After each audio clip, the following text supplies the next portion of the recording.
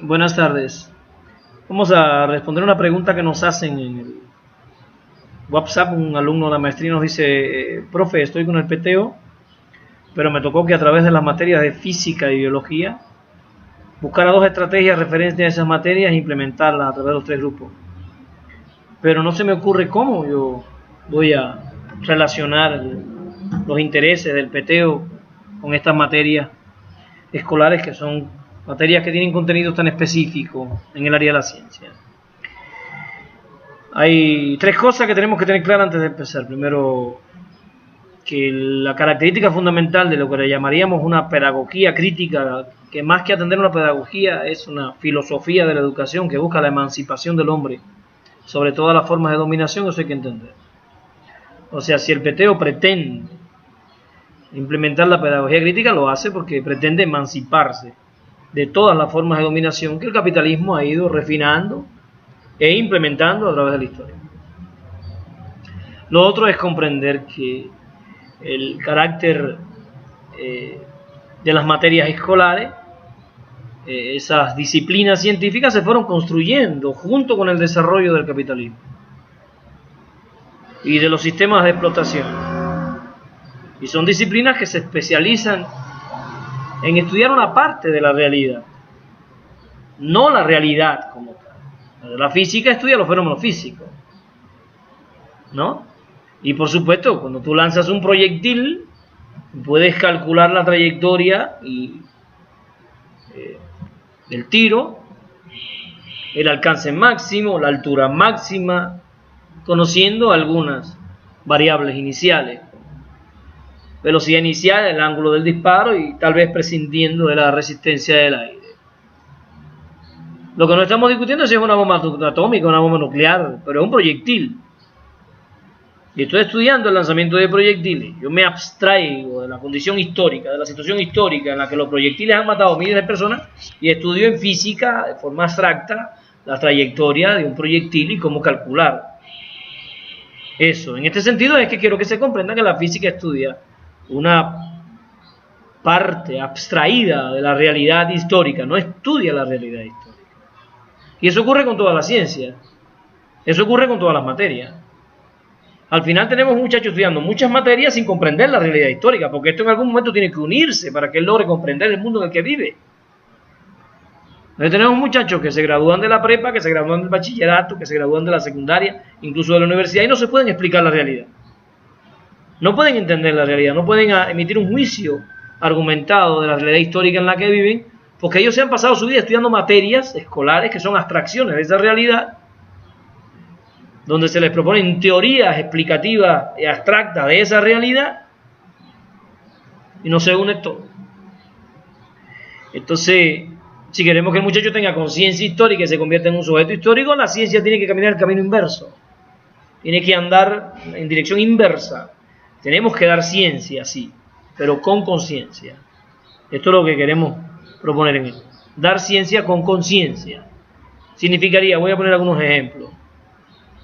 Estamos estudiando el agua en secundaria básica y estudiamos las propiedades físicas del agua, ¿verdad? Y algunas, el agua es incolora, insabora, inolora, y en el caso de primaria estudian estas características, en el caso de secundaria, bueno, ya aparecen otras características, aparecen la transmisión de las fuerzas en los fluidos, la ley de Arquímedes, la ley de Pascal, la ley de los vasos comunicantes, y el niño empieza a estudiar características del agua desde la física. Pero no hay ninguna materia que se llame sociogeopolítica del agua. No hay ninguna materia que se ocupe del proceso de privatización, de contaminación y de extinción del agua como fuente fundamental de la vida, porque eso no lo hace ninguna materia. Habría que inventarse una materia, ¿no? Donde el medio ambiente fuera abordado desde la dimensión cultural, geopolítica, ¿no? Digamos, política, geografía económica, tal vez. Entonces tenemos un mapa curricular en el bachillerato que está diseñado para que el niño transite el conocimiento de la ciencia, ignorando su realidad geopolítica, medioambiental, bajo la égida del capitalismo. Esto es parte en una escuela para la ignorancia histórica. Entonces, habría que buscar la conciencia histórica. Como si el niño va a estudiar el agua, debe estudiar esas características, pero además los maestros pueden indagar y hacer una investigación con ellos sobre el agua, los procesos de privatización del agua, los procesos de contaminación del agua, los procesos industriales a través de los cuales el agua es contaminada para ser consumida de forma contaminada por los hombres, como la Coca-Cola, la Pepsi-Cola, los refrescos, que están cargados de gases, de azúcares refinados, que producen una agresión contundente, ¿no? Y ahí vemos cómo el agua se convierte de ser la fuente de la vida en una mercancía bajo la hegemonía del capitalismo, y cómo yo cuando compro el agua me solidarizo con todo el proceso de privatización y de contaminación del agua. Tiene un ejemplo como a través de la física yo puedo moverme hacia, ¿no? Y estoy estudiando biología, y estoy estudiando los organismos, estoy estudiando la vida, que es lo que estudia la biología. Pues yo tendría que buscar algunas grietas en el programa y abrirlas si no existen, para que ellos se metan a analizar la vida bajo los sistemas de explotación del capitalismo, los sistemas de explotación del hombre por el hombre, la vida como fuente de satisfacción para el ego, la vida destruyéndose, los peligros de la destrucción de la vida, todas las especies que ya hemos extinguido, ¿no? Porque eso hay que analizarlo, hay que estudiarlo, porque si no el muchacho se queda en una abstracción científica sin tener incluso conciencia de cuáles son las urgencias de la época a la que él le corresponde vivir. Entonces, ciencia con conciencia. Y si vamos a dar clases de nutrición, como algunos ya se dedican por ahí a dar conferencias sobre nutrirse correctamente, eso está muy bien, porque nutrirse correctamente también es un acto de emancipación del sistema, ¿sí? Porque si tú te vas a nutrir correctamente, tendrías que dejar de consumir toda la chatarra industrial que el sistema te propone y con la que él va acumulando capital a partir de tu dependencia a esa chatarra. Por tanto, no se trata del plato del buen comer, como le llaman en preescolar o le llaman en primaria, sino del plato del emanciparse, el plato de la emancipación alimentaria.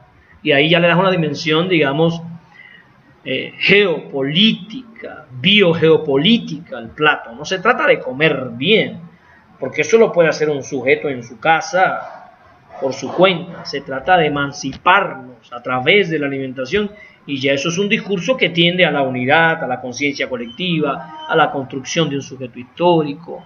Estoy poniendo ejemplos de cómo los maestros tenemos que ir creando. Y no quiero cerrar este pequeño minuto de plática sin decir algo que es fundamental. Últimamente, ya lo hemos denunciado, el término pedagogía crítica se ha ido desplazando a lo que anteriormente era aprendizaje significativo, aprendizaje por descubrimiento, enseñanza polémica. No, eso no es pedagogía crítica. La pedagogía crítica es antisistémica. Filosóficamente, la pedagogía crítica filosóficamente desmonta la lógica de los sistemas de explotación para instalar en el ser humano una utopía que incluya a los demás y que nos permita salvarnos. Eso es fundamental. Sin embargo, hay que dejar claro que no renunciamos al hecho de la educación racional del ser humano. O sea, también es crítico enseñar al niño a pensar organizadamente, a argumentar, a demostrar, a probar. Esas dos cosas son fundamentales. Que el niño pueda demostrar aquellos elementos que pertenecen a las ciencias formales, la matemática y la lógica, y que el niño pueda probar aquellos aspectos que pertenecen a las ciencias fácticas, empíricas, como la física, la biología, etcétera, etcétera, etcétera. Porque un niño que no sabe probar sus conclusiones, un niño que no puede demostrar el resultado de los teoremas, es un niño cuyo pensamiento puede ser manipulado y desmontado por el poder mediático del capital. O sea, si queremos una pedagogía crítica antisistémica, pero al querer esa pedagogía crítica antisistémica tenemos que buscar un niño también que piense, que analice, que sintetice, que compare, que clasifique. O sea, el desarrollo de las habilidades lógicas es fundamental para que el muchacho entonces pueda ejercer una función contra el sistema, porque como nos decía el comandante en jefe Fidel Castro, la batalla es de ideas. Y como nos anunciaba también Martín, idea contra idea. Es una batalla de ideas. Pero hay que saber trabajar con las ideas. Hay que ser muy preciso con las ideas, porque repitiendo eslóganes no vamos a ganar el corazón del pueblo. Hay que educar al pueblo en el razonamiento conciso, en el razonamiento consecutivo, lógico, un razonamiento implacable, donde a partir de ciertas premisas y siguiendo ciertas reglas de inferencia y respetando eso, lleguemos a conclusiones que queden probadas a partir de esos elementos. Eso es fundamental. Los discursos de Fidel Castro son un ejemplo formidable de eso, como Fidel a través del discurso iba demostrando, iba probando las tesis fundamentales que defendíamos, para que después esos elementos probatorios se convirtieran en los argumentos con que la gente se enfrentaba a la batalla ideológica a la que fuimos sometidos y a la que estamos siendo sometidos todavía. Le damos las gracias por seguirnos, por estar con nosotros. Nos vamos y nos vemos.